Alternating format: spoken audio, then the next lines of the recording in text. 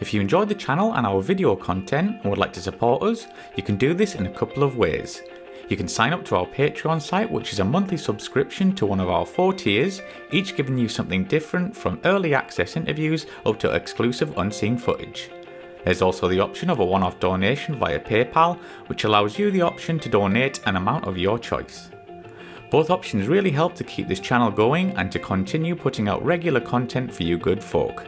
So please take a look at aircrewinterview.tv/donate, and I thank you in advance. Thank you and enjoy.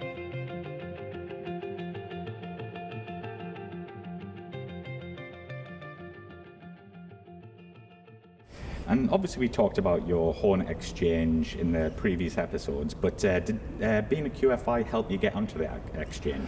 It did. So the reason I took the job at Valley, or I applied for it, I said I didn't want to spend two years in the sim on the Tornado F3. That is true, but a lot of exchanges were going from TAC weapons posts, and I thought if I want to get an exchange, this will be my best opportunity to do it. So I took a bit of pain of going to Valley, and becoming an instructor, and it worked out. I mean, the first time in my life, my life plan had worked out. Got offered the exchange onto the Hornet. It's a multi-role aeroplane, and bearing in mind I'd been not great at ground attack, good enough to pass the course, when I was a student. 3 years solid then of doing air defence, and then mostly teaching the air combat side, but teaching some low level. As I got into teaching more low level and then ground attack, we used to call them SAP trips, simulated attack profile, pair of aeroplanes out into the low level system, 2 dive attacks or simulated bombing attacks on targets out in the low level system, and then leading your pair back and then being bounced by another aeroplane as if they're an enemy fighter. That's quite a big build up for an instructor, let alone a student. And all of those SAP trips that I did just helped me think to myself, I should be able to do this multi-role stuff. Predominantly it's going to be air to air, and that's where I'm hopefully good at, but I have no worries doing the ground attack stuff, or less worries than I would have done having gone straight from a Phantom front line. The only thing I was bricking it about was close air support, because that's the ultimate intense ground attack, dropping live weapons close to your own troops. That's the only thing I was bricking it a little bit, thinking, crikey, how the hell am I going to do that? And then I've like I said on the last time I spoke to you, I've always had this little bit of imposter syndrome that maybe I'm not good enough. Well, wow, now I'm going out to fly a multi-role aeroplane, representing my Air Force and my country abroad. Oh God, here we go, and all the stuff comes back up. But then I thought, come on, Tug, it's California. Have a bit of enthusiasm and stuff, and managed to just push that imposter thing down. Absolutely. But the ground attack stuff I did at Valley definitely helped.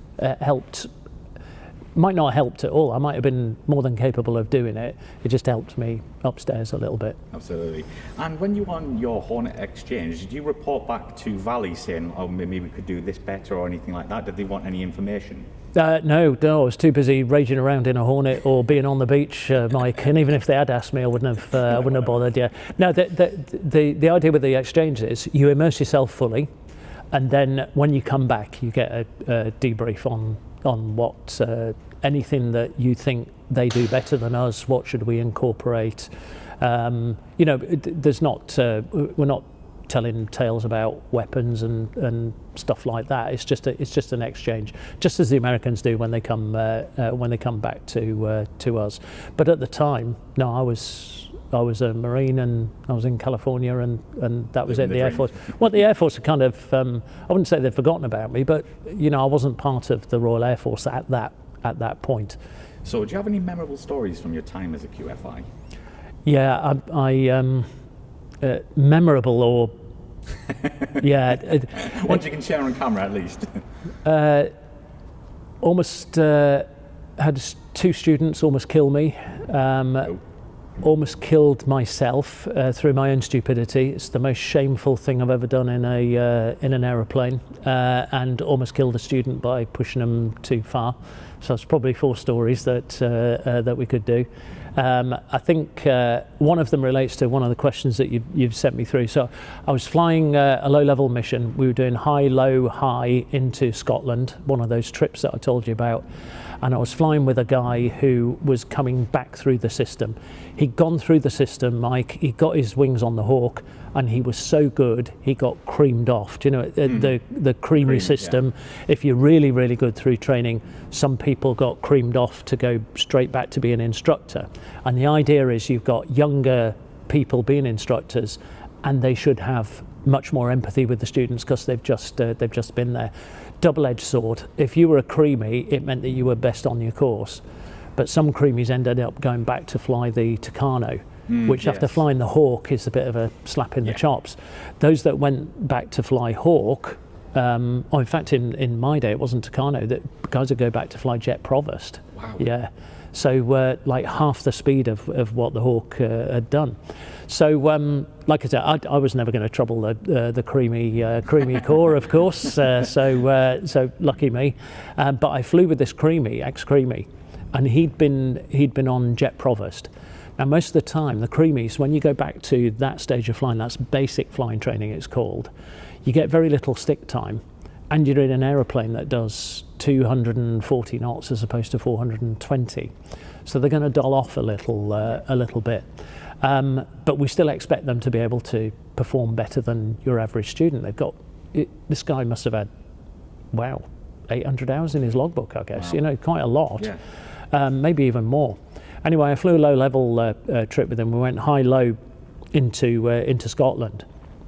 He was a really quiet guy, and he didn't really have much in the way of personality, and he was a little bit, kind of dull and almost miserable a lot of the time. Right. And so I was quite an early instructor at this point, so I didn't recognise any other signs. I just thought he was a bit of a, and that was that. That's why he wasn't talking in the cockpit. It turns out he was completely and utterly maxed out, and he shouldn't have been, because he did this was bread and butter when he was teaching.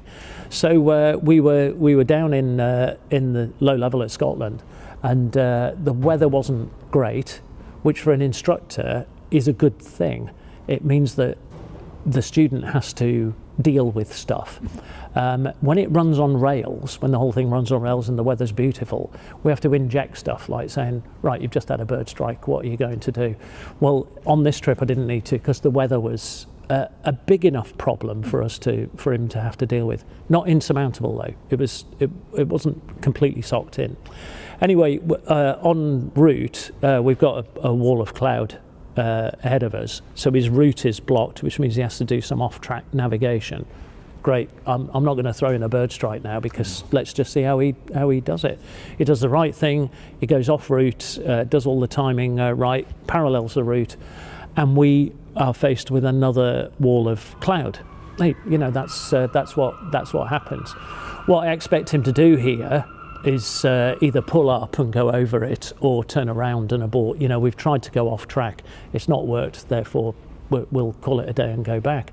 What I didn't expect him to do was fly headlong into the cloud at low level. And it was, I guess I wasn't on the top of my game. I'm flying with a creamy, should be great. I've got my thumb up my backside, and I'm starting to take an interest when the weather gets bad. And he just flew straight into cloud at low level, and it was the most shocking thing that had happened to me as an instructor up to that point. I grabbed hold of the stick, yanked it. We used to have a low level abort procedure. You slam the throttle, you pull to 30 degrees nose up at 4G, and you just hope that you're going over the top of the hard stuff that's the other side of the cloud. And I just shouted, I have control, and aborted out. And I thought, what the hell's wrong? What the hell's wrong with this guy? He used to teach this stuff. He was completely and utterly maxed out, and I didn't twig it. So kind of pointed us back to base. He never spoke in the cockpit. He wasn't he was quite an introverted guy. So everything's kind of adding up here. I gave him control to bring us back to Valley, but God, I was on my guard, and my hands were over the controls the whole time, because it really put the willies up me a bit. And then we landed. It's the first time I'd failed a trip on a student. Wow. And he was a creamie as well, and that's absolutely unheard of. Poor guy got chopped. He didn't make it to the fast jet front line. Now the idea with a creamie is they're so good, they can take 3 years out to be an instructor, and then they breeze back through. Most of them go Harrier because they're so good. And he got chopped. It was shocking, really. And obviously, as an instructor, do you have to wait till the last minute to be like, please, going to do the right thing, or can you actually tell them, saying like, okay, you can pull up now, or do you just have to leave them be? There's a balance to be had, right. Mike. And early doors, which I never really did the early QFIing trips, instructors would step in a lot sooner, right. And then as they get more and more experienced, you can allow the thing to develop a little bit further, but there's always that balance. I could have, maybe should have, said, let's just abort here. He was so experienced, I would have expected him to do that anyway. Just got it wrong. I got it wrong, and here we are, and we're talking about it now, and it's a bit of a story. I flew with another student who, again, a golden pair of hands. He was the best on his course. He was just starting to get a little bit of, I'm finding this dead easy. And I won't tell you the full story, but I definitely should have stepped in earlier with this guy. We were doing a flapless circuit, so simulating the flaps have failed. We don't have as much lift. Therefore, we have to have more speed, and we have to be a bit more gentle around finals. And if we're doing circuits, like the roundabouts in the sky, you need to be a bit wider when you're downwind. Otherwise, the finals turn is too tight. So anyway, he was flying these circuits. He's flying them better than I was able to. Usual story, It all sounds familiar. Always sounds familiar. It's like every student was better than I was. And I just looked down and I thought, wow, this flapless circuit is a bit tight. Now, had I been with a much less experienced guy, this was towards the end of the course, I'd have just said, chuck this one away, because I wouldn't have trusted him. But I just thought, oh well, we'll let him tip into finals. He'll have to go round because he won't be able to make the corner, and I'll be able to use that as a debriefing point afterwards. Not quite as good as you think you are, just ease back on the big I am thing. And anyway, we tipped into finals, and he stalled the aeroplane. Wow. So that was another moment where I just took control, dumped some flap down, eased off the angular bank, and we pulled away, and we bottomed out at about 300 feet. And I don't think he realised how bad the whole thing was until we got into the debrief afterwards. Yeah, so those are the two bits where my students nearly killed me. Don't get me wrong, I'd only been a student myself 4 years previous to starting on the Hawk again. I was a bit more experienced in that second story, but I was making those mistakes as well. I wasn't making them because I was arrogant, though. I was making them because I was crap, And there's a difference between the two, I think. So that's the delicate balance. When do you step in? Yeah. If you think, when we teach air combat, Mike, we separate out by a couple of 3 miles. At 2 or 3 miles, the Hawk is that big out of the window, and we rage towards each other with 800 knots of closure. Now, the delicate balance here is, I'm teaching a guy or girl for the first time doing this. From the back seat, I can see a pinprick, which is this Hawk. I've got to try and stop them from crashing into that aeroplane, but in such a way that we don't destroy their confidence. That's where all the balance is with instructing. And you just have to think about, 4 years ago, it was me in the front raging towards somebody. I now kind of understand why some of those instructors were saying the things that they said. So overall, did you enjoy your time as an instructor? I loved it. I absolutely loved it. Maybe I wouldn't have loved it so much if I'd have been posted back to Tucano. So the Hawk made flying a joy. And then for the first 6 months of my time as an instructor, I probably wasn't a great instructor.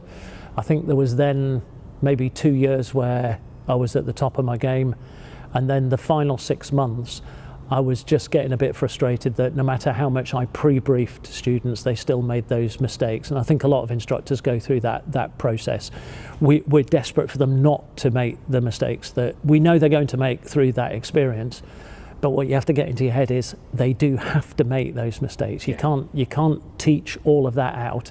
Let them make a mistake, and then it's really powerful learning tool when they do, and they tend not to do it again. So that's what I loved seeing. Somebody who wasn't very good, like me, get a posting at the end of it, like I did. And that was the biggest thing with teaching, plus the fact I'm teaching exercises that I adore doing. I adored doing 1v1 combat and 2v1 combat and flying around at low level, even if I wasn't touching the stick during there's some trips that didn't touch the stick at all, but I'm just, that because the student is so into getting a kill in air combat, well, I'm going to be up with them like that, and that's what I loved about it.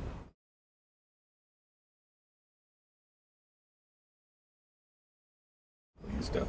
I mean, you kind of answered this one, but we got a question from one of our patrons here, Joan Kunzler. Did you have to take control of the Hawk for a student struggling in low level? Yeah, so that story about flying into cloud at low level, I had to take control of a student because something dangerous was happening. I did take control from one other student at low level, just because, and this is the thing, he's another great guy. He was my first pet project. He really got his teeth into air combat and air defence, but he was struggling at low level. But you have to pass every aspect of the course. And the reason he struggled at low level was he'd done some of his training in the United States, where they'd only flown set routes in beautiful weather and such like that. So he wasn't used to flying in the UK, where the weather was always a bit dodgy. So but what he did was, because of that, he didn't use the correct techniques, and the correct techniques that we use for low level navigation are it's on a work cycle. So you have your map and there's the route. What you don't do is thumb your way up the map like you might do on a road atlas. You look at what the next event is going to be, and the next event might be 6 minutes away. It's a turning point. Well, it's pointless looking at your map for 6 minutes, because the turning point's 42 miles away, okay? So you're not going to be able to see it. So the technique is, right, in 5 minutes, I'm going to pick the map up again. You put the map away, you fly on heading, pick something to fly towards, but now what you do with your head is you are looking out all over the place, because there's tons and tons of aeroplanes and you're going to crash into them. So he didn't look out. He was so desperate to see the turning point that he never looked out. And I think on a leg of 4 minutes I told him 12 times to look out, and he didn't. And as we went around the turning point, we had a bit of a closer border with another Hawk. But that happened all the time in Wales. It was no big deal. But he didn't see that Hawk, right. And I think that was it. Just blew it for me then, because I could see him failing the course, and we wanted him on the front line. And so I grabbed control of the aeroplane, barreled us up to 1,500 feet, and just orbited around a bit. And my God, I went through him like a dose of salts. I mean, it was the worst bit of instruction I've ever done in my life. But I was so frustrated that he was going to fail. Well. Yeah, I think I even, there's a blast screen between the front and back. I think I was even banging on the blast screen. Well, we dropped into low level. I'd never seen lookout like it, Mike. His head was on an absolute swivel, but we didn't hit a single turning point or either of the targets, and he knew it was a failed trip. But I took control, just born out of frustration, because I just wanted him to do the right things, and scrape through the low level phase, the final attack phase. And he was going to go Tornado F3, but he certainly wasn't going to go ground attack. And maybe he looked a little bit like I did through training. In the end, he went Tornado F3, and he was overjoyed with it, and so were we. His second tour, he got an exchange with the US Navy, flying F-14s off the carrier. How do you compare the RAF QFI system to the US, if you have any details there from that? I do, and don't take it that I'm saying this because I'm RAF and therefore I'm invested in what we did. Our training system has always been world class. It's always been world leading. And I've seen a number of training systems, and I've been through the American one myself. I went through the Navy and Marine Corps one. Ground school, the way we teach ground school, we have experts in front of you teaching the subjects. My American experience at ground school was I was sitting in front of a computer screen just clicking a mouse, and slideshows with audio tapes. I think I had 2 actual lectures in ground school for the whole of the F-18 Hornet. Yeah, it just sucked the joy out of you.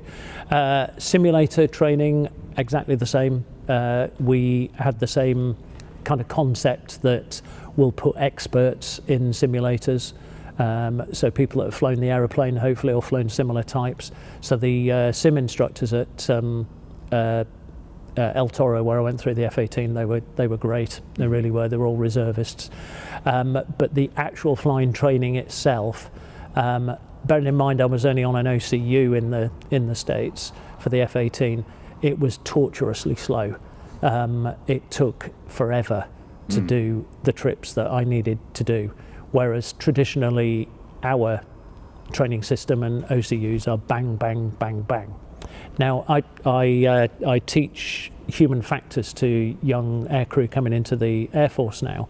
Some of those pilots are going across to the States to do a program called NJET, which I'm sure you've heard of, the European NATO fast jet thing at Shepherd Air Force Base, and they fly the Talon, isn't it? It's like an F5, you know.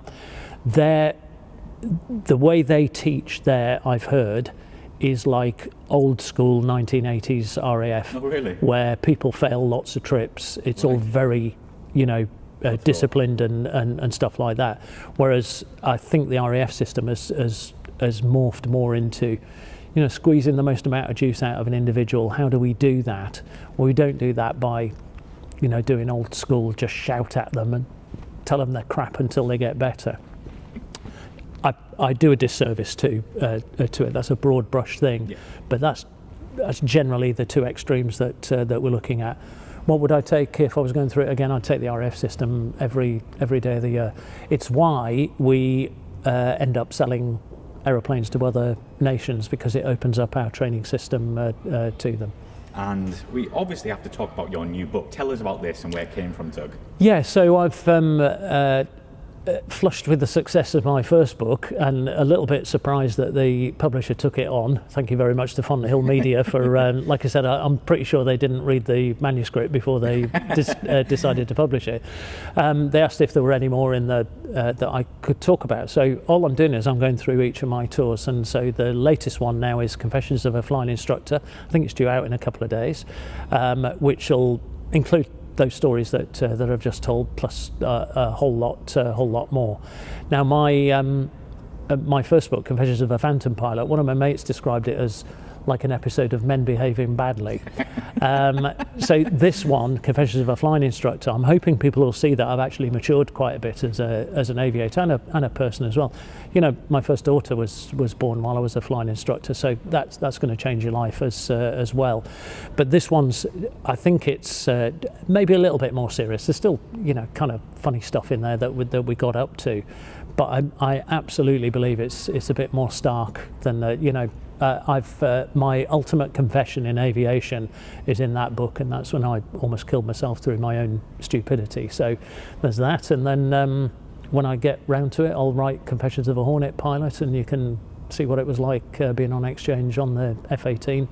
And then finally, Mike, just for you, I will do Confessions of a Tornado Pilot. Brilliant stuff. And tell you how rotten it was flying that aeroplane. Yeah. So will it be available in hardback, Kindle? I think they do hardback and Kindle. That's what they do. I don't know if we're doing. Maybe they'll get the bug and we'll do audio. I don't know. That'll be. People keep asking me to do audio audio book, I'll have a chat with them and see if we get that going. But generally hardback and Kindle. And that'll be available from Amazon, Fonthill. Yeah, the usual stuff. I was amazed when the first one came out. It was all over the place. Yeah. You know, so I was really chuffed to bits with it. Yeah. Well, Tug, thank you very much for coming back on the show. Yeah, pleasure. Great to see you again, Mike.